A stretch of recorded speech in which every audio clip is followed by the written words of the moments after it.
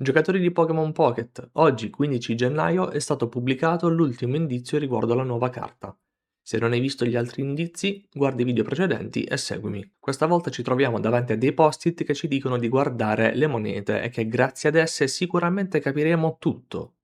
Certo, non lo hanno capito i giapponesi, figuriamoci noi, ma tra i post-it compare un easter egg, ossia il simbolo del Team Yell con a capo Mary. Tra i suoi Pokémon c'è Malamar, che è anche di tipo psico ed è un Pokémon noto per confondere i suoi avversari. Sulla base di questo possiamo ricollegarci alle monete lanciate durante la confusione per capire se il Pokémon può attaccare oppure no. Oltre a questo, alcuni rimangono dell'idea che possa trattarsi di Mega Mewtwo X o Y, Gardevoir, Gengar o Alakazam. Non sappiamo ancora se questa carta ci verrà svelata il 16 gennaio oppure più avanti, quindi tocca attendere. E nel mentre ti invito a lasciare un like e un follow per rimanere aggiornato e per supportarmi.